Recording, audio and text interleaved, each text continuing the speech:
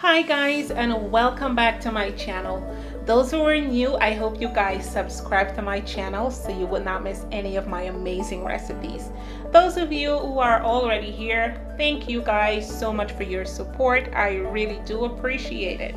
So today we will be making a butternut squash stew, or stew butternut squash, however you want to call it. It is excellent with roti, rice, bake, however you want to eat this. All right.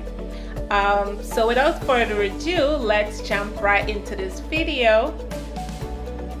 And I hope you guys check out my amazing soup with the butternut squash. It will be in the description box.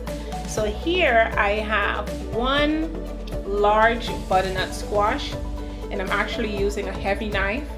Because as we know, the butternut squash, the skin of the squash is kind of tough. So I am going to cut this into little pieces so I can get the skin off easily. All right. So here I have some garlic, and I'm using the fresh garlic.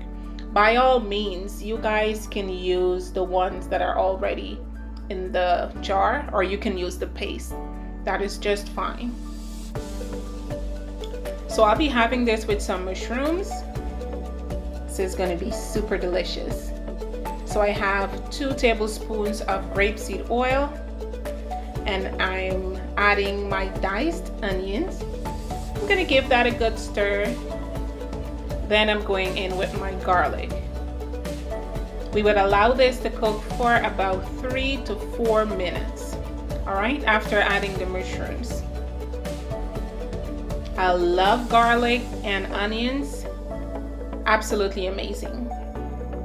Then I add some green onions, and I'll give that a good stir. Then I'll add my butternut squash. So again, the ingredients for this will be in the description box. Again, by all means, you can choose to omit or add whatever you see fit. Okay, there I add some black pepper, chicken bouillon, and some pepper flakes. Give this a good stir. You can choose to adjust your seasoning to your likeness and taste. So I add some sugar and some salt. Give that a good stir, and some ground thyme. This is so delicious, guys. So I choose not to do any meat, so this is one of the recipes I would eat during that time. My no meat diet, guys. Yes.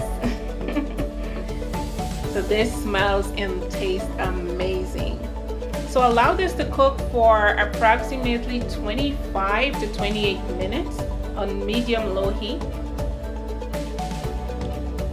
I did add some smoked paprika and some green onions. Give that a good stir.